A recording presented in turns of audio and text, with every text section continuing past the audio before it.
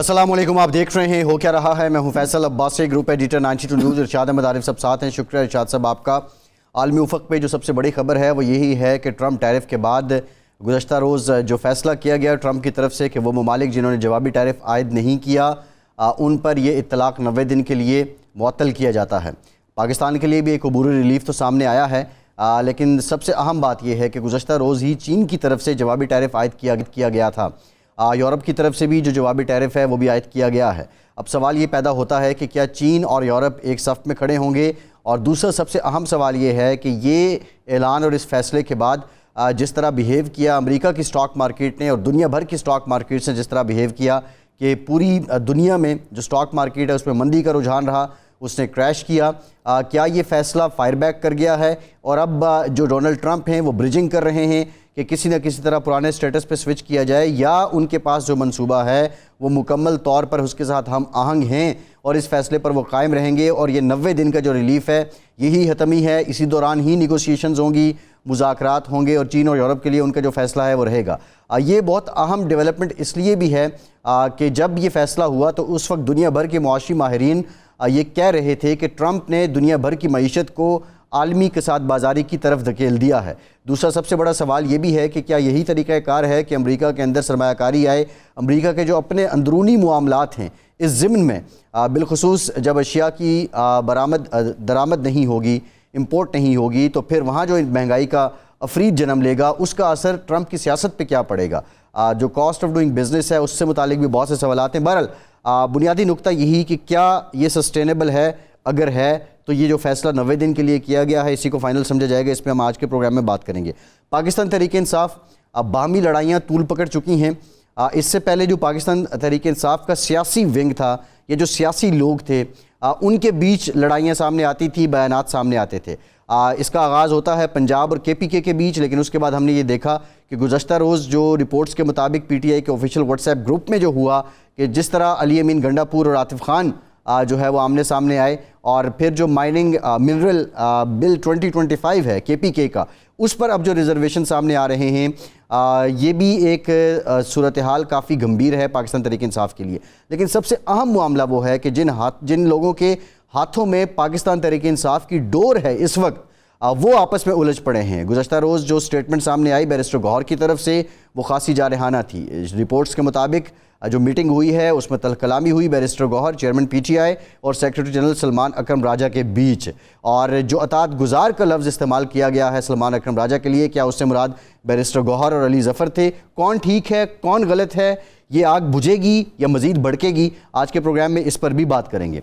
आज इस्लामाबाद कौमी फ़लस्तीन कॉन्फ्रेंस हुई है जिसमें तमाम मकातब फ़िक्र के उलमाए कराम और ज़ुअमा ने शिरकत की है, और इस कॉन्फ्रेंस के एलामिये में ये कहा गया है कि पाकिस्तान और दुनिया भर के मुसलमानों के लिए लाजिम है कि अब वो फ़लस्तीनियों की हिमायत करें। इन तमाम मामलात पे बात करेंगे। फवाद चौधरी साहब पाकिस्तान सीनियर सियासतदान हैं पाकिस्तान के, हमारे साथ हमें प्रोग्राम में ज्वाइन कर रहे हैं। चौधरी साहब बहुत शुक्रिया आपका, आपसे गुफ्तगू करेंगे।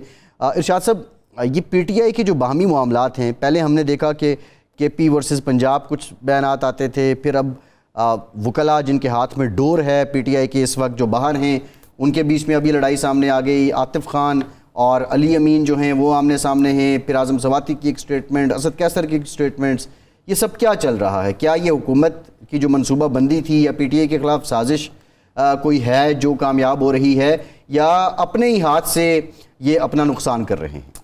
वैसे मेरा ख़्याल है इसके बजाय कि मैं इस पर कुछ इज़हार ख़्याल करूँ, फवाद चौधरी साहब हमारे साथ हैं, वो महरम राज दरून खाना हैं, सारे मामलात को वकला की जो टीम है उसको भी समझते हैं। सियासी लोग जो हैं उमर अयूब साहब और असद कैसर साहब, उनके साथ भी वो काम कर चुके हैं। तो मेरा ख़्याल है हम फवाद चौधरी साहब से ये पूछ लेते हैं कि जो साहब ये बताएं, कानूनी टीम पर तो आप सवाल पहले भी उठा रहे थे, लेकिन अब सियासी टीम के दरमियान भी एक चपकलिश शुरू हो गई है, आपस में उलझ रहे हैं।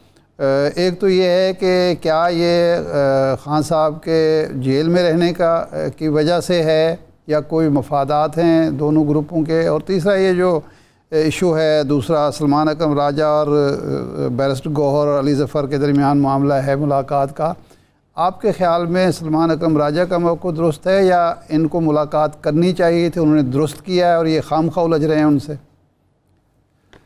देखिए, मुलाकात तो उन्हें नहीं करनी चाहिए थी। जब आप एक ग्रुप में जाते हैं और ग्रुप के कुछ लोगों को कहा जाए कि आप चले जाएं और बाकी ना जाएं, तो फिर तकाजा तो यही है कि आप सब इकट्ठे रहें। और स्पेशली जब इमरान खान की बहनें जो हैं उनको रोक दिया गया तो बाकियों को नहीं जाना चाहिए था। लेकिन जो है मामला ये सलमान राजा का और गौहर का या अली जफर का, इससे कोई ताल्लुक नहीं है। क्योंकि देखिए, इससे पहले जब 25 तारीख को भी यही हुआ था, बहनों को मिलने से रोका गया, लेकिन सलमान अकरम राजा मिलने चले गए थे। तो उसकी वजह ये है, बुनियादी सिर्फ झगड़ा सलमान राजा साहब का ये है कि मेरा नाम क्यों नहीं था, और जब मुझे नहीं जाने दिया गया तो फिर बाकी क्यों गए। तो ये नंबरदारी का झगड़ा था, सलमान राजा का कोई असूली झगड़ा नहीं था, नंबर 1।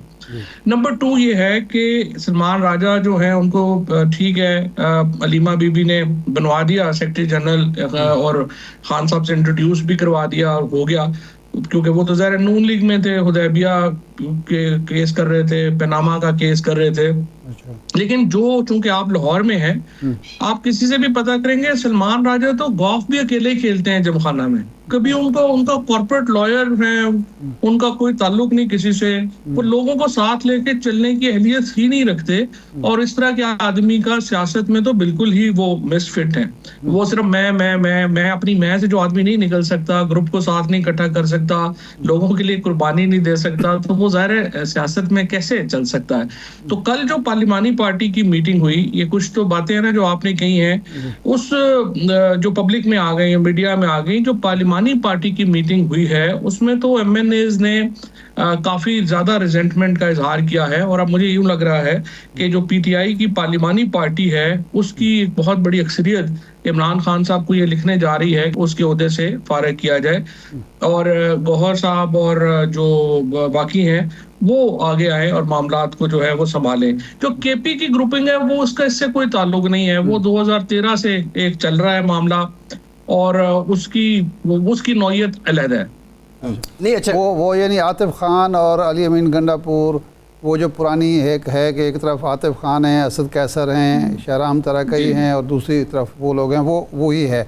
लेकिन इसमें जो सलमान अकरम राजा साहब वाला मामला है, इसमें सलमान अकरम राजा साहब की अना का इशू है या जो प्रोफेशनल राइवलरी है वो कला की, ये भी उसमें असरअंदाज हो रही है? प्रोफेशनल राइवलरी भी है और अना भी है। अब देखिए ना, मसला ये है कि वकील तो हमेशा चलता है अपने क्लाइंट की इंस्ट्रक्शंस के ऊपर। जहां आपने स्ट्रेटजी बनाने का काम भी वकीलों को दे दिया तो वहां पे मामला जो है वो हाथ से निकल गया, क्योंकि उन्हें सियासत का कुछ पता नहीं था। देखिए, मैं जब खान साहब से मिला और मैंने उनसे दरख्वास्त की कि हमें अपोजिशन ग्रैंड अलायंस बनाना चाहिए, Khan Sahab was very kind to accept. उन्होंने कहा बिल्कुल होना चाहिए और उसके लिए आप करें। मैं मौलाना फजलुर रहमान साहब से मिला, मैं फकान अब्बासी साहब से मिला, बाकी सब लोगों को मैंने इकट्ठा किया और ये मैं ऑलमोस्ट आई वाज थ्रू कि ये अलायंस जो है वो बनाओ। और आपको याद है कि मैं आपके प्रोग्राम में कितने महीनों से, बल्कि साल से ये बात कह रहा था कि ग्रैंड अलायंस जो है वो बनना चाहिए और उसके बगैर जो है वो नहीं हो सकता। तो वो जब मैंने बना लिया तो इन्होंने मुझे कहा कि जी वो तो ये सलमान राजा और शिबली फराज और ये लोग जो है इन्हें बड़ा ऑब्जेक्शन है। तो मैंने कहा ठीक है, फिर आप लोग खुद बना लें। तो मामला वो अलायंस का अभी जो रुकावट है फवाद साहब, जो रुकावट है अलायंस में वो यही लोग हैं। फवाद साहब, आपका ये नुक्ता नज़र भी है और सियासी नुक्ता नज़र है, दुरुस्त है कि जी ग्रैंड अलायंस अपोजिशन की हर जमात की ज़रूरत होती है, खा वो बड़ी है और छोटी हो। नवाज शरीफ साहब ने हमेशा इसका फ़ायदा उठाया है। लेकिन इसमें जो रुकावट है ये सलमान अकरम राजा या वकील ग्रुप तो नहीं है। जब भी कोई मुज़ाकरात होते हैं, मुलाकात होती है, जनाब अली अमीन गंडापुर साहब एक बयान जारी कर देते हैं और वो बिल्कुल डेरा इस्माइल ख़ान की जो हल्के की सियासत से बालातर होने के लिए तैयार नहीं। तो रुकावट तो वहाँ नज़र आती है। वो देखिए, लोकल पॉलिटिक्स है वो रहनी है, वो इतनी बड़ी रुकावट नहीं है। असल रुकावट ये है कि जो डिस्ट्रस्ट है मौलाना फजलुर रहमान और पीटीआई का, वो कैसे हल किया जाए। पीटीआई अगर मौलाना फजलुर रहमान के साथ अलायंस चाहती है तो उन्हें को पॉलिटिकल डील देना होगी। वो पॉलिटिकल डील देने की अहलियत, ये जो लीडरशिप है, ये जो अंडर 19 या फॉर्म 47 की लीडरशिप पीटीआई की लग गई है, ये तो नहीं दे सकते। इसके लिए एक मैच्योर लोग, मैंने तो खान साहब से बड़ी गुजारिश की थी कि आप डॉक्टर आरफ अलवी, असद कैसर साहब और शाह महमूद कुरैशी साहब के ऊपर कमेटी बनाए जो कि जिससे कोई बात करेगा या कोई मामलात होंगे तो वो संजीदा एक बात होगी। क्योंकि देखिए ना, सलमान राजा हो, गौहर हो, या रऊफ हसन हो जाए, या वकास शेख टाइप हो जाए, इनको कोई सीरियस नहीं लेता, ना ही उनका कोई कद है कि जिनसे कोई बात करेगा। लेकिन वो अनफॉर्चुनेटली ये साहिबजादा साहब वगैरह ये लोग तो पीटीआई में ही नए हैं, इनका कोई इतना ताल्लुक नहीं है। सो मौलाना इनको कोई इतना वेट नहीं दिया देते वो। और दूसरा फिर देखिए ना, आपने कहा हम पीपल्स पार्टी और नून से बात नहीं करेंगे, मौलाना से करेंगे। एक दिन आपने टीवी लगाया तो पीपल्स पार्टी और नून से बातचीत हो रही है, वहां सारे अलायंस बैठे हुए हैं, अब पीटीआई अकेली बैठी हुई है। फिर जब चीफ जस्टिस ने लेटर लिखा, बुलाया, पीटीआई के सारे वकील हाजिरी लगाने खुद चले गए, अपने अलायंस को फिर नहीं पूछा। सलामती कमेटी की मीटिंग हो, फिर आपने अपना फैसला कर लिया, आपने अलायंस को फिर नहीं पूछा। तो देखिए इस तरह तो नहीं अलायंस चलता। वो तो जो मामला आपके इल्म में होगा, हमें ये पता चला कि जब शाम को इफ्तारी पर इकट्ठे हुए तो मौलाना फजल रहमान ने कहा कि रात 2 बजे हमसे तय करके गए थे कि हम शरीक हो रहे हैं, आपने फैसला कर लिया, हमें बता देते। तो वो असद कैसर साहब ने कहा कि बस जी वो हम नहीं बता सके। तो उस पर जनाब महमूद खान अचकज़ई ने कहा कि जी आप चलो, उनको नहीं बता सकते थे, हमें तो बता देते, हम तो आपके इत्तेहादी बन चुके हैं। तो पता चला कि असद कैसर साहब को शायद ख़ुद भी नहीं मालूम था। तो ये जो नहीं, असद कैसर साहब को नहीं पता। अच्छा, अब नहीं, इसमें अब देखें ना, जो आपका है एतराज़ वो है ये जो जिनको आप अंडर 19 कह रहे हैं, लेकिन असद कैसर साहब, उमर अयूब साहब, ये जो लोग हैं ये भी तो क्या परफॉर्म कर रहे हैं, क्योंकि ये हमेशा बहाना ये बना देते हैं जी हमारी मुलाकात नहीं हुई। भाई जो चेयरमैन जिसको बनाया हुआ है, सेक्रेटरी जनरल बनाया हुआ है, वो मुलाकात करके आ रहे हैं, जो नामों प्याम है उनके थ्रू आप कर लें, तो ये कोई बहाना बनता है कि जी हमारी चूँकि मुलाकात नहीं हुई इसलिए हम मामला तय नहीं कर पा रहे। नहीं, मैं बिल्कुल आपकी बात से एग्री हूँ, और मैं मेरे सामने इमरान खान ने उमर अयूब को कहा कि देखो वो सारे लॉयर हैं, तुम पॉलिटिशियन हो, तुमने ये ओनरशिप लेनी है। लेकिन मैं हैरान हूँ कि 23 साल हो गए हैं उमर अयूब को पार्लियामान के अंदर, लेकिन अब भी वो कोई उनका कोई डिसीजन मेकिंग या उसमें रोल नहीं है। आरफ अलवी साहब पे मैं बड़ा हैरान हूँ कि वो अमेरिका बैठ गए हैं और उन्होंने कोशिश ही नहीं की कि ये जो धड़े आपस में दस्तों गिरेबां हैं इनका कोई टेम्परेचर नीचे लाया जाए। बाकी लोग जो पुराने लोग हैं वो लहदा बैठे हुए हैं। Actually to be fair with, मेरा लगता ये है कि वो कंफर्टेबल नहीं है। डॉक्टर आरफ अलवी साहब ने तो खैर मुझे पता है कि वो कहते हैं कि मैं इस टीम के साथ कंफर्टेबल नहीं हूँ तो कोई मशवरा देता नहीं हूँ। और इसके साथ साथ आप देखें कि शाह महमूद कुरैशी साहब ने जो कल बयान दिया या उससे पहले बयान दिया, एजाज चौधरी साहब हैं, महमूद रशीद साहब हैं, वो हमेशा आपको साफ पता चलता है कि वो कितने अपसेट है मौजूदा हालात से, मौजूदा पॉलिटिक्स से। और इन लोगों को डिसीजन मेकिंग में शामिल ना करना मेरा ये ख्याल है कि बहुत बड़ी गलती है। अच्छा, ये फवाद साहब ये बताएं, आपने कहा कि ये फार्म 47 वाले हैं, ये पीटीआई में फार्म 47 वाले लोग कैसे आ गए? क्या ये भी किसी के तोफैल जीते हैं? देखिए जाहिर है उसकी वजह यह है कि जब पीटीआई को हमेशा जो एजेंसीज होती हैं वो एक तरफ डिमोलिशन जो है वो स्ट्रेटजी लाती हैं, दूसरी तरफ बिल्ड स्ट्रेटजी लाती हैं। तो जब हम जैसे लोगों को डिमोलिश किया गया, असद ये अपने परवेज खट्टक को, असद उमर को, अली जैदी, इमरान इस्माइल, हम लोग, शाह महमूद कुरैशी, ये सारे महमूद रशीद साहब वगैरह, फिर हमाद अजहर, असलम इकबाल, ये सब लोगों को जब हमें खालिद नहीं, बैरिस्टर गौहर, उमर अयूब को क्या एजेंसी से जितवाया? देखिए मैं आपसे ये कह रहा हूँ कि इनकी रुकावट तो नहीं ना डाली, हमारे नॉमिनेशन पेपर रिजेक्ट कर दिए, परवेज इलाही साहब के, शाह महमूद कुरैशी के, मेरे, हम सब लोगों को तो इलेक्शन लड़ने की इजाजत ही नहीं दी है। इन लोगों को इलेक्शन लड़ने की इजाजत दी गई, ये लोग इलेक्शन लड़े, ये लोग पार्लियामान के अंदर जो है वो पहुंचे। तो दो ही वजूहात है ना, एक तो समझा गया कि ये केपेबल नहीं है and they will not be able to hold PTI, तो चलो आ जाए। और दूसरा, आधे लोगों का हर एक को पता है कि एफिडेविट दे के आए हुए हैं। अब इसमें क्या किसी को दो राय को तो नहीं है इसमें। अच्छा, शेर अफजल मरवत साहब आजकल खूब गरज बरस रहे हैं, ज़ाहिर है उनको तकलीफ भी है कि उनको निकाला गया पार्टी से। वो कहते हैं जी 3 ग्रुप हैं पार्टी के अंदर और एक फॉरवर्ड ब्लॉक बहुत बड़ा बन रहा है, ईद से पहले कह रहे थे कि ईद के फ़ौरन बाद बन जाएगा। तो आपकी क्या इतलात हैं, वाकई पंजाब में और मरकज़ में कोई फॉरवर्ड ब्लॉक और KPK में बनने जा रहा है? लोग वाकई, जो आपने कहा कि पार्लिमानी पार्टी अपसेट है, तो वो जो परेशानी है या बेइत्मीनानी, बेचैनी फॉरवर्ड ब्लॉक का रूप धार सकती है? फॉरवर्ड ब्लॉक का तो देखिए बेचारा साहब, अप्रैल में एक फॉरवर्ड ब्लॉक बना था, 20 लोग गए थे, मुझे बताइए वो किधर गए हैं? देखिए ना, फॉरवर्ड ब्लॉक की अहमियत है नून लीग या पीपल्स पार्टी जैसी पार्टियों में जहां पे शख्सियात अहम है। पीटीआई के अंदर तो शख्सियात की अब उस तरह की इंपॉर्टेंस नहीं रही। सो कोई भी पीटीआई को उस तरह से छोड़ के नहीं जाएगा। अब ये फॉरवर्ड ब्लॉक की जो गुफ्तगू कहाँ से शुरू हुई, जब शिबली फराज और सलमान अकरम राजा ने जाके खान साहब को ये लिस्ट दी कि ये 13 एमएनए और सेनेटर जो है ये गद्दार है, इनको पार्टी से निकाल दें।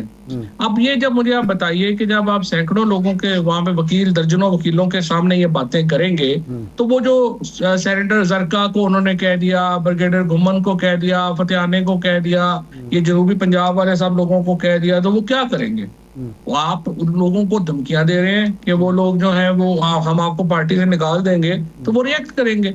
सो ये फॉरवर्ड ब्लॉक की जो तमाम तरह क्रेडिट है ये तो शिबली फराज और सलमान राजा को जाता। अच्छा, ये फरमाएं कि अब एक फ़ैसला किया पार्टी ने, बल्कि वो कहते हैं जी हिदायत खान साहब की थी, उन्होंने तो कहा था कि मारंग बलोच से आप रब्ता करें, और लेकिन ये है कि उसके साथ तो रब्ता हुआ या नहीं हुआ, लेकिन ये अख्तर मैंगल साहब के धरने में चले गए। आपने उस पर तनकीद भी की कि उस धरने में आप क्यों शरीक हो रहे हैं, पंजाबी जो कत्ल हो रहे हैं उनके हवाले से भी कोई आप बयान दे देते, तकरीर कर लेते। तो आप समझते हैं कि इस वक्त बलूचिस्तान की जो सूरत हाल है उसमें पीटीआई का रोल क्या होना चाहिए, मौक़िफ़ क्या होना चाहिए? क्या जो कुछ वहाँ हो रहा है उसको जस्टिफाई करे, या जो लोग उसके ख़िलाफ़ खड़े हैं उनके साथ मिलकर कोई नई बात की जाए? अच्छा साहब, देखिए, जो बलूचिस्तान है या खैबर पख्तूनख्वा है, जो सिंध है, पंजाब है, यहाँ पर देखिए 3 पार्टियां पाकिस्तान का एसेट है, पीएमएलएन, पीपल्स पार्टी और पीटीआई। मैं हमेशा टीवी पे ये बात करता हूँ को रियलाइज करना चाहिए कि ये तीनों पार्टियां पाकिस्तान के वफाक के लिए इंपॉर्टेंट है। ये वफाक की बात करती हैं, ये पाकिस्तान के कॉन्स्टिट्यूशन की बात करती हैं, ये लोगों को जोड़ने की बात करती हैं, और इसलिए इन तीनों को चाहिए कि प्रोटेक्ट करे और इन तीनों के साथ बैठ के मामला तय करे। ये नहीं, अब आप देखिए जो पीटीआई है, अगर आप बलूचिस्तान के ऊपर कोई भी बड़ा फैसला करना चाहते हैं, आप इमरान खान के बगैर कैसे कर सकेंगे? इस वक्त जो पीटीआई की लीडरशिप है, चूंकि वो बड़ी बोनी है, उनका कद नहीं है। देखिए, पीटीआई ने पाकिस्तान की बात करनी है, पीटीआई की पॉलिटिक्स पाकिस्तान की पॉलिटिक्स है। इमरान खान कोई जो है वो किसी बलोची, पंजाबी, पख्तून, सिंधी का लीडर नहीं है, वो पाकिस्तान का लीडर है, और ये उन चंद लोगों में शामिल है जो कि पाकिस्तान की आप समझिए कि कौम की उमंगों का तर्जुमान है। तो आप उसको रिड्यूस तो ना करें नेशनलिस्ट पॉलिटिक्स में। अब आप वहां पे गए, मुझे कोई इतराज नहीं जाने के ऊपर, लेकिन आप स्टेज के ऊपर जो है कम से कम उन पंजाबी मजदूरों की शहादतों को तो जो है वो कंडेम करें जो वहां पे हुई हैं। आप अपने आप को एक नेशनल पार्टी का स्टेचर तो आप रखें। So problem with these people are कि ये इस इंट्रिकेसीज को समझते नहीं है। महमूद अचकज़ई हिसाब से मेरा बड़ा एहतराम है, लेकिन वो पाकिस्तान के लीडर नहीं है, वो तो एक नेशनलिस्ट लीडर है। सही है। अच्छा फवाद साहब, एक बात आपने ये जो की है इसमें एक थोड़ा सा नुक्ता है कि आप डिमोलिश करने की बात कर रहे हैं कि जिनको डिमोलिश किया गया। अच्छा, अलीम ख़ान और परवेज़ खटक साहब ने तो पोजीशन ले ली, वो हुकूमत के साथ चले गए। अब आप हैं, असद उमर साहब हैं, इमरान इस्माइल साहब हैं, अली जैदी हैं, और बहुत सारे लोग हैं, दर्जनों की तादाद में लोग हैं। आप लोग मिल बैठ के क्यों कोई आवाज़ बुलंद नहीं करते? क्या आपके भी आपस में इख्तलाफात हैं, या आप समझते हैं कि आपका आवाज़ बुलंद करना, ये जो मौजूदा सूरत हाल में कौमी बात करना शायद पीटीआई के लिए नुकसानदेह होगी? नहीं, मिलके तो बैठे हुए हैं तमाम लोग जो हैं, वो एक राब्ते में भी हैं। तमाम लोग जो है पुरानी पीटीआई की जो लीडरशिप है उसके साथ राब्ता भी रहता है, बातें भी होती हैं। जो जेल्ड लीडर हैं उनके साथ भी राब्ता भी रहता है, गुफ्तगू भी होती है। टाइमिंग के ऊपर जो है वो इख्तलाफ भी है, क्योंकि मैं तो समझता हूँ कि अभी हमें रिलीज इमरान खान के ऊपर जो है वो इकट्ठा होना चाहिए, बात करनी चाहिए। बाज लोग जो है वो इसमें कुछ इंतजार करना चाहते हैं और देखना चाहते हैं कि क्या इमरान खान की तरफ से अगर जो है वो कुछ हमें पहले ये तासुर, वो समझते हैं कि अगर हम इस ग्रुप में अभी बात करें और इस तरह मूवमेंट शुरू करें तो ये तासुर ना खान साहब को जाए कि ये कोई अलग ग्रुप जो है वो बनाना चल पड़े हैं या चल पड़े हैं। सो वी वो जस्ट वांट कि अगर खान साहब से एक राब्ता हो जाए और हम उनसे इजाजत ले लें कि हम अगर ये करें तो कोई प्रॉब्लम तो नहीं होगा। बाकी ये कि वो पुराने सारे लोग इंटैक्ट हैं, सारे लोग इमरान खान की रिलीज के लिए अपना किरदार अदा करना चाहते हैं। वी जस्ट वांट के खान साहब का एक नॉट जी सही। अच्छा, नवाज शरीफ साहब के बारे में आप बार बार कहते थे कि जो उनको अपना किरदार अदा करना चाहिए, आगे आना चाहिए। अब डॉक्टर मालिक साहब ने उनसे मुलाकात की और उन्होंने कहा कि जी बलूचिस्तान आएँ, आप बलूचिस्तान के मामले में किरदार अदा करें। एक तो आप समझते हैं कि ये वाकई उनका रिवाइवल होगा, वो एक आगे आएंगे अब और बलूचिस्तान से आगाज़ करेंगे। दूसरा, क्या बलूचिस्तान का मामला हल करने के लिए, सियासी बहरान पर काबू पाने के लिए जनाब नवाज शरीफ साहब कोई किरदार अदा कर सकते हैं, जबकि मरकज़ में भी उनकी हुकूमत है भाई की और पंजाब में भी उनकी बेटी की हुकूमत है? नहीं, जाहिर है कर तो सकते हैं। नवाज शरीफ का कद तो बड़ा है, सीनियर तरीन सियासतदान है पाकिस्तान के, लेकिन देखें उनको पहला किरदार तो पाकिस्तान में टेम्परेचर नीचे लाने के लिए करना होगा ना जी। उसके पीछे तस्वुर यह है कि इमरान खान के साथ जो सलूक हो रहा है उसके पीछे जो है वो नवाज शरीफ का हाथ है। सबसे पहले तो देखें ना, नवाज शरीफ को ये साबित, अपना गुडविल साबित करनी होगी कि वो नहीं है और वो टेम्परेचर नीचे लाना चाहते हैं। और उसके बाद मेरी नजर में आसिफ जरदारी साहब को एक अपनी एपीसी बुलानी चाहिए प्रेसिडेंट हाउस में, जिसमें इमरान खान, नवाज शरीफ, आसिफ जरदारी और मौलाना फजलुर रहमान, ये वो ग्रुप है 6 लोगों का जो पाकिस्तान में इस वक्त इन्फ्लुएंस होल्ड करता है। और मेरा ये ख्याल है कि ये 6-7 लोग जो हैं ये बड़े फैसले कर सकते हैं, क्योंकि देखिए सीधी बात है, मौजूदा जो बड़े फैसले हैं उनमें तो कुछ नहीं हो सकता। ये तो एक हमने बहुत बड़ी गलतियां की। ठीक, बहुत शुक्रिया फवाद चौधरी साहब आपके वक्त का। एक ब्रेक के बाद वापस।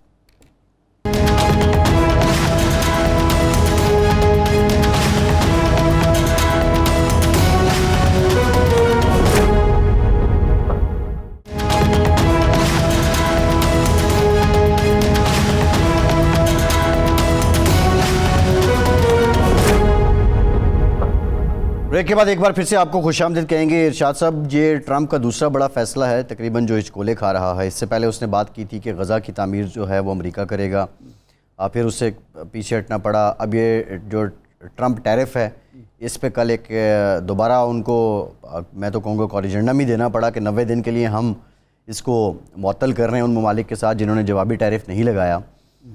चीन ने मज़ीद लगा दिया टैरिफ। क्या अब आप क्या समझते हैं कि ये फ़ैसला अब सस्टेनेबल नहीं है, इस वजह से ये मेजर्स लिए जा रहे हैं, या कोई और रीज़न है? आप ज़रूर इरशाद साहब जवाब दीजिएगा। शाहिद खान साहब ने भी हमें ज्वाइन किया है। आप डेमोक्रेट रहनुमा हैं और बड़ी गहरी नज़र रखते हैं अमेरिका की मईशत और सियासत पे। बहुत शुक्रिया शाहिद साहब आपका, आपसे गुफ्तगू करेंगे। जी इरशाद साहब। मेरा ख्याल है शाहिद खान से ही ये पूछ लेते हैं, वो बेहतर अंदाज में हमें बता सकते हैं। कि शाहिद खान साहब, आपने इब्तिदा में हमें बताया था कि जो कुछ ट्रंप इक़दामात ले रहे हैं वहाँ की पब्लिक में वो पॉपुलर हैं। अब ये टैरिफ वाला जो मामला है ये तो ऐसा है जिसके अमरीकी अवाम को भी नताइज भुगतने होंगे। अगर अशिया महंगी होंगी, गाड़ियाँ महंगी होंगी, अद्वियात महंगी होगी, बाकी चीज़ें महंगी होंगी, तो ज़ाहिर बात है अवाम की क़ुव्वत ख़रीद पर असरात पड़ेंगे। तो एक तो इस टैरिफ को आप किस तरह से देखते हैं, आपकी पार्टी किस तरह से देखती है, और क्या ये सस्टेनेबल है, इस पे ट्रंप खड़ा रहेगा या बिलाखिर चीन और यूरोपीय यूनियन जो है मिल के या यूरोप मिल के इसको पीछे हटने पर मजबूर कर देगा? फर्स्ट ऑफ ऑल बहुत बहुत शुक्रिया मुझे अपने प्रोग्राम में लेने का। Just so happened I am in Pakistan right now, और हमारा कांग्रेशनल डेलीगेशन आ रहा है, तो need to support and facilitate that, so that's the reason I am here for. तो आपका सवाल बहुत अच्छा है। पहले तो इसमें ये बात समझने की है, देखिए ग्लोबल जो जीडीपी है वो है 110 ट्रिलियन डॉलर्स की। उसमें तकरीबन 30 ट्रिलियन डॉलर अमेरिका की कंट्रीब्यूशन है ग्लोबल जीडीपी में। अमेरिका की पॉपुलेशन, दुनिया की 8 बिलियन की जो पॉपुलेशन है, अमेरिका की population 340 million is 4% of the total global population. America जो प्रोडक्टिविटी है, आप इससे देख लें कि 4% पॉपुलेशन दुनिया को 30% के करीब उसकी जीडीपी है। तो इसका मतलब है कि अमेरिका के जो लोग हैं या जो अमेरिका एज ए स्टेट है is 7 times more productive than rest of the world और rest of any other country as a matter of fact. अब आपको एक तरफ तो ये देखिए, दूसरी तरफ आप ये देखिए कि पर कैपिटा इनकम अमेरिका की अबाउट $1,000 पर एनम, और उसके जो मुकाबले में अगर आप चाइना से कंपेयर करें उनकी 18,000 तो there is a difference, huge difference. ये अमेरिका की जो स्ट्रेंथ है वो हाई एंड लेबर किया, हाई एंड प्रोडक्शन किया। उसमें अगर हम इस किस्म की बातें करेंगे कि अमेरिका सोचेगा कि हम यहाँ पर उस किस्म की इंडस्ट्री लगाएंगे जो कि सॉक्स बनाएगी, जो कि अंडरवेयर बनाएगी, या इस किस्म की चीज़ें जो पूरी दुनिया से इंपोर्ट करता है अमेरिका, तो अमेरिका की स्ट्रेंथ वो है ही नहीं। अगर अमेरिका में इस किस्म का काम होगा तो वो productive, it's just impossible to do, it's not never going to happen. Tariff जो किसी और कंट्री पे लगेगा वो ट्रांसफ़र होगा अमेरिकन लोगों के ऊपर, और इवेंचुअली अमेरिकन लोग उसको सफ़र करेंगे।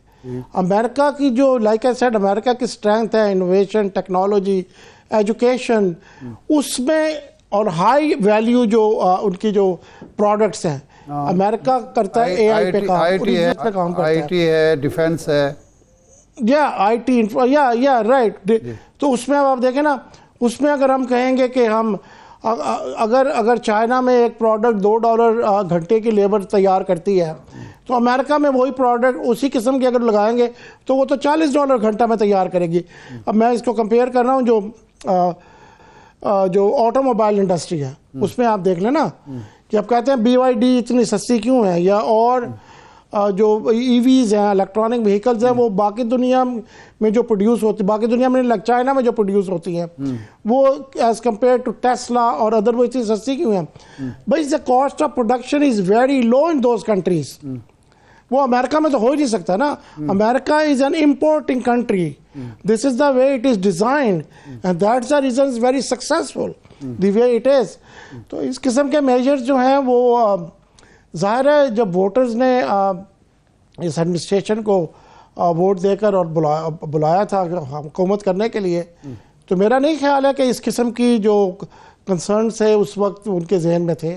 अब देखें ना, बहुत सारी जो गवर्नमेंट की जॉब्स, तो गवर्नमेंट की जॉब कतकलामी माफ, बाद लोग ये कहते हैं कि ये बेसिकली BYD वर्सेस टेस्ला भी एक वार है, और इसमें इसी में अगर आ जाए तो बहुत सारी बातें हैं कि एलन मस्क ने ये कहा है कि जी इस तरह से हम अपनी इंडस्ट्री को बचाने के चक्कर में पूरी दुनिया से जंग मोल ले लें। तो क्या ये तासुर भी बन रहा है वहाँ? क्या ट्रैप हुए हैं डोनाल्ड ट्रंप?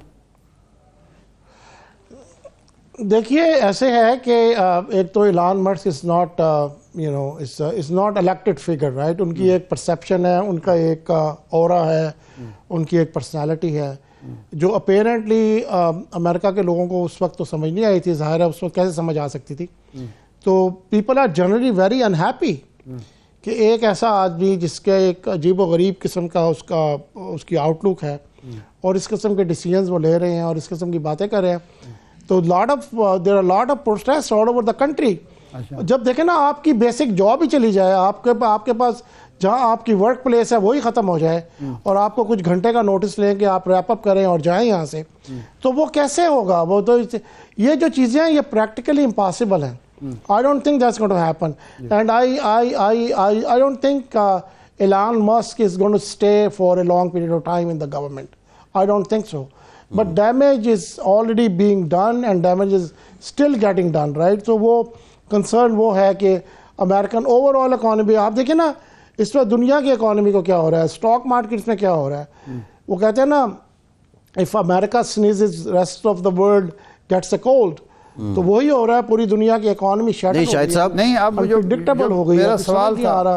मेरा जो सवाल था वो ये था कि क्या ये जो इक़दामात हैं या ऐलानात हैं ये सस्टेनेबल हैं या बिल आखिर बैकफुट पे जाना पड़ेगा, ये रिवर्स होगा और दुनिया के साथ ट्रंप को और ट्रंप के अमेरिका को चलना पड़ेगा?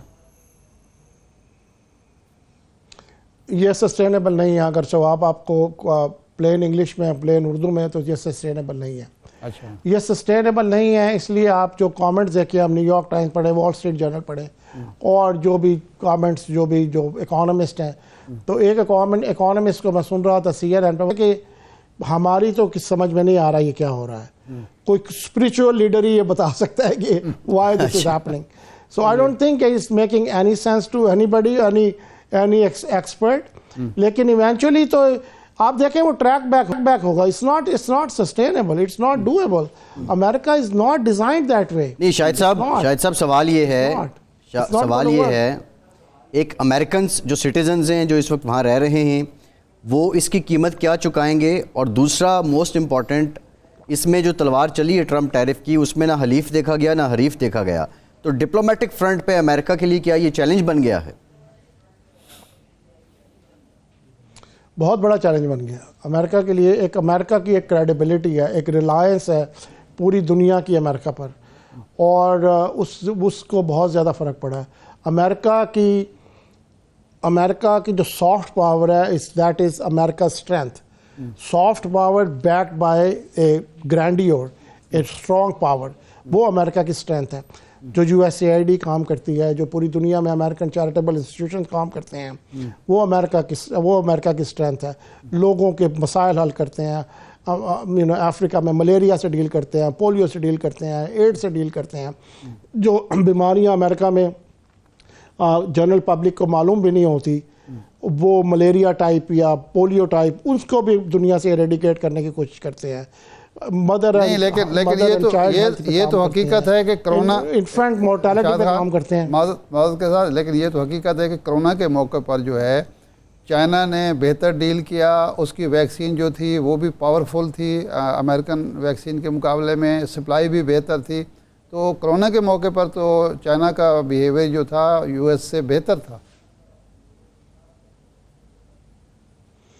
आप ये कह सकते हैं, लेकिन अगर आप कंपेयर करें तो कोवैक्स से जो पूरी दुनिया में जो मॉडर्ना की और फाइज़र की और जॉनसन एंड जॉनसन की जो वैक्सीन थी, जो कि पूरी दुनिया में फ्री दी गई थी under the world bank program called Covax, तो वो तो अमेरिका ने दी थी. They paid for it. अच्छा, चाइना ने भी दी होंगी, उसके मेरे नॉलेज में उतना ज़्यादा नहीं है, क्योंकि ओवरऑल जो पाकिस्तान में जो आप वैक्सीन इस्तेमाल कर रहे थे वो तो अमेरिकन वैक्सीन थी. बाद में पूरी दुनिया में भी इतनी ज़्यादा उनकी प्रोडक्शन हुई. ठीक है. जी, अच्छा, हो सकता है बात. अब ये है कि अगर यूरोप अगर ये ज़िद करते हैं या अड़ जाते हैं चीन के हवाले से ख़ास तौर पर, और यूरोप क्या अमेरिका के चीन के साथ खड़े हो सकता है और यूरोप और अमेरिका के इत्तेहाद टूट सकता है? देखिए, अमेरिका की strength is American dollar. US dollar is the reserve currency of the world. अगर उसको कोई नुकसान हुआ तो अमेरिका को एक लॉन्ग टर्म नुकसान होगा. अच्छा. अगर ये जो आप सारी बातें कह रहे हैं, अगर इसके बाद दुनिया के जो सर्टन ग्रुप्स हैं या सर्टन कंट्रीज़ हैं या सर्टन रीजन्स हैं, उन्होंने डिसाइड किया कि हम अब US डॉलर में ट्रेड नहीं करेंगे, हम बार्टर करेंगे, हम किसी और करेंसी में ट्रेड करेंगे, हम यूरो में ट्रेड करेंगे, और चाइना कुछ अपना एक सेटअप बना लेता है, अमेरिका को लॉन्ग टर्म नुकसान बहुत ज़्यादा होगा उससे, जो कि नहीं होना चाहिए.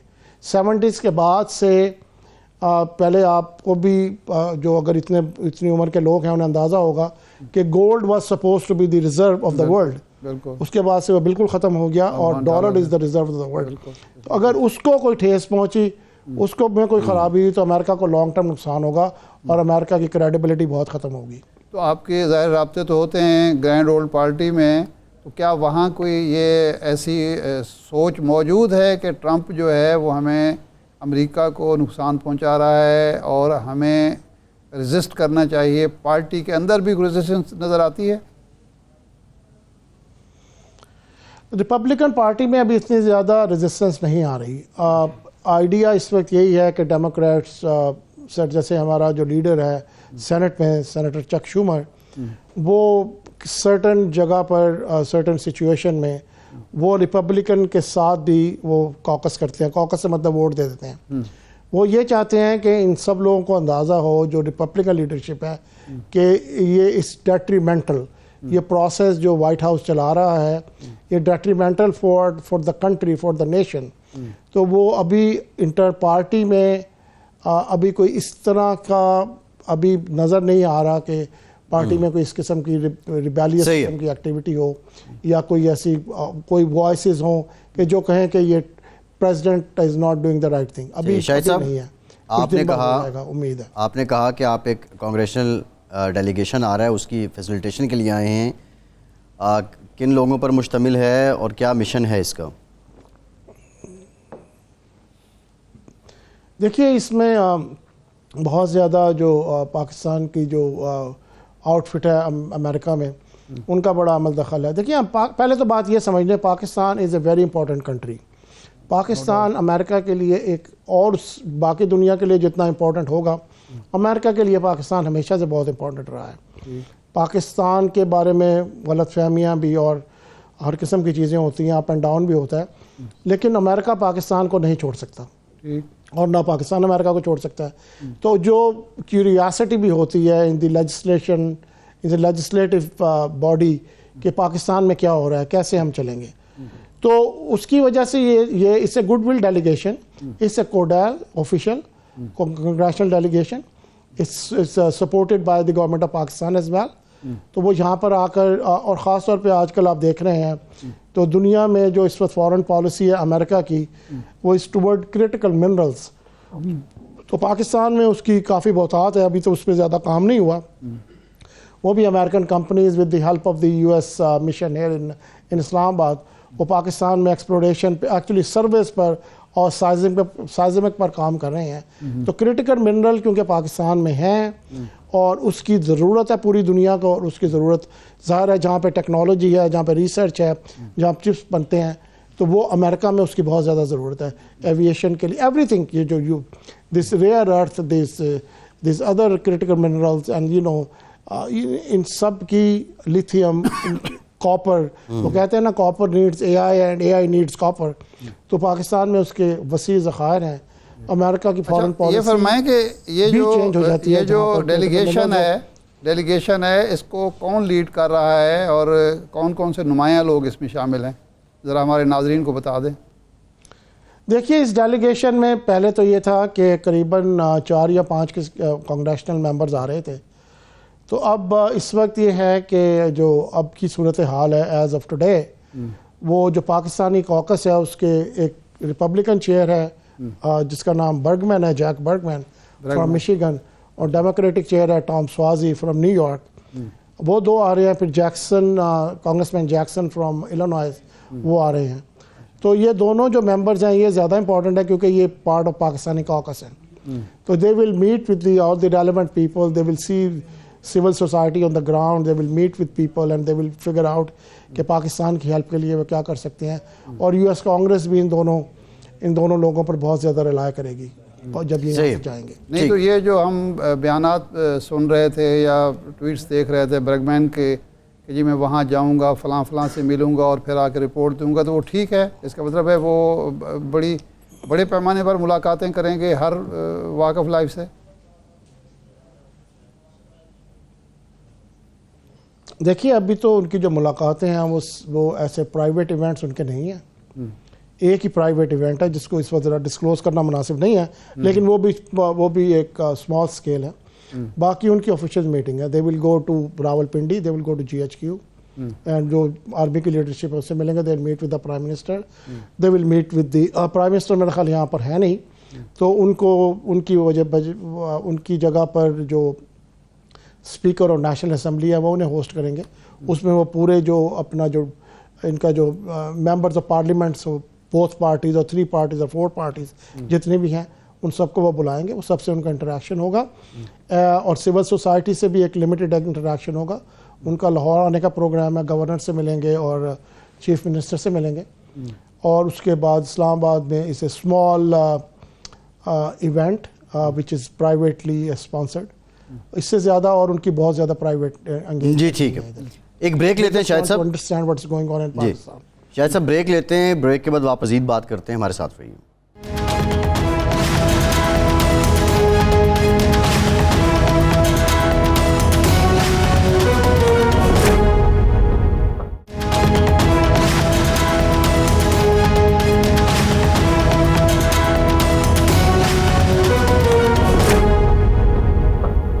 ब्रेक के बाद एक बार फिर से आपको खुशामदीद कहेंगे।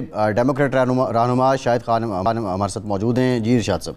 अच्छा शाहिद खान, ये बताएं हमें कि ये जो अमेरिकी डेलीगेशन आ रहा है यहाँ वसी पैमाने पर मुलाकातें करेंगे तो उसके बाद क्या हम उम्मीद कर सकते हैं कि पाकिस्तान में दर्जा हरारत जो है वो नीचे आएगा और कोई सियासी रिहाइयों की उम्मीद भी कर सकते हैं हम? देखिए, इनका कोई पॉलिटिकल एजेंडा ऐसा नहीं है। They just want to do a fact finding mission. इसको और इसमें एक्चुअली जो बायलैटरल रिलेशनशिप है उसको इम्प्रूव करने के लिए है। अमेरिका और पाकिस्तान जो इकट्ठे मिलकर कर सकते हैं उसको इम्प्रूव करने के लिए है। तो उसके अलावा कोई इसमें कोई पॉलिटिकल इस किस्म का एजेंडा नहीं है। अच्छा, फैक्ट फाइंडिंग रिगार्डिंग आप कह रहे हैं कि ये जो लाइक आई सेड के वो सब जो हमारे जो मेंबर ऑफ पार्लियामेंट्स हैं उनसे मिलेंगे and they're going to be across party. वो सबके साथ इकट्ठे एक ही अम्ब्रेला के नीचे सबके साथ मिलेंगे। सही है। और यहाँ के जो वहाँ प्राइवेट इवेंट, प्राइवेट से मतलब वो hosted by the speaker of the national assembly, और उसमें वो सबको इनविटेशन होगी उसकी। सबके अब they can have private conversation with. अच्छा, एक इशू जो वहाँ अब बढ़ रहा है रोज़ बरोज़, एक तो ट्रंप ने ऐलान किया कि जी मैं उन सब लोगों को मुल्क से निकाल दूंगा जिन्होंने फ़लस्तीन के हक़ में यहाँ मुजाहरे किए या इसराइल के ख़िलाफ़ मुजाहरे किए। कोलंबिया यूनिवर्सिटी समेत कई यूनिवर्सिटियों के फ़ंड बंद कर दिए गए। तो हम तो सुन रहे थे कि वहाँ थर्ड वर्ल्ड और मुस्लिम जो कम्युनिटी है उन्होंने वोट भी दिया और अपनी रिवायत के बरक्स दिया। तो इसकी वजह से क्या अमरीकी अवाम ये समझ रहे हैं कि ये इंसानी हकूक़ के हवाले से हमारा जो एक ट्रैक रिकॉर्ड है उसको ख़राब किया जा रहा है?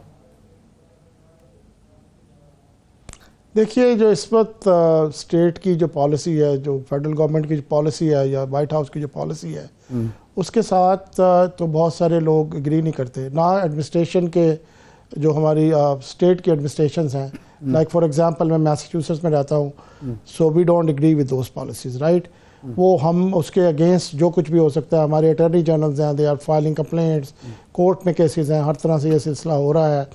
अनफॉर्चुनेटली जो ये एक जो एंटी सेमाइट का जो एक टाइटल लगाकर किसी को भी विक्टिमाइज करने का, वो भी लग रहा है कि एक वो सरफेस कर रहा है, बहुत ज़्यादा बढ़ रहा है। और हमारे वो जहाँ पर हम रहते हैं, जो अडॉप्टेड मदरलैंड है अमेरिका, वहाँ पे फ्रीडम ऑफ स्पीच और फ्रीडम ऑफ एक्सप्रेशन सोसाइटी का हॉल मार्क है। तो इस किस्म की बातें होना वहाँ पे अनयूजुअल है और ये कोई सस्टेनेबल नहीं है। अगेन हो रहा है इस वक्त, ये दे आर लेबलिंग, लेकिन उसमें जो वो टारगेट कर रहे हैं वो जो स्टूडेंट्स हैं और जो सॉर्ट ऑफ आम ग्रीन कार्ड होल्डर्स हैं, not the citizen of the United states. तो वो दे आर ईजी टू। देखिए, सबसे ज़्यादा जो परेशानी है हमें भी और जो एकेडमिक इंस्टीट्यूशंस हैं उनको भी है कि अमेरिका की जो एक लेवरेज है, the best of the best education, और पूरी दुनिया को वो अट्रैक्ट करते हैं अपनी यूनिवर्सिटीज़ की तरफ, उस पे इसका इम्पैक्ट होगा। कुछ अभी कोई 400 के करीब यंगस्टर्स के वीज़े उन्होंने रिवोक किए हैं विद स्मॉल माइनर इवन जिन्होंने वायलेशंस की, लाइक स्पीडिंग और ये इस किस्म की चीज़ों में। तो which is very unusual, never happen in the US, and hope is going to stop soon. I hope they will not continue with this policy. पहले उन्होंने कहा कि जी ये फ़लस्तीन जो है ये रियल इस्टेट का बेहतरीन मौका है और उसको हम उस तरह से रियल इस्टेट के तौर पर ट्रीट करेंगे। फिर वो पीछे हट गए, लेकिन कल दोबारा उन्होंने यही बात की, परसों नेतन्याहू के साथ बैठ के, और उन्होंने कहा कि मैं इसराइल के मामलात का और ईरान के मामलात का चार्ज नेतन्याहू को दे रहा हूँ। तो क्या ये अमेरिका अब तय कर चुका है कि वो सिर्फ इसराइल की वजह से अपनी मशरिक़ वस्ता के सारे दोस्तों को लूज़ करेगा और इसराइल ही माइलस्टोन है और इसराइल की बुनियाद पर ही मुल्क के अंदर मुल्क से बाहर फैसले होंगे?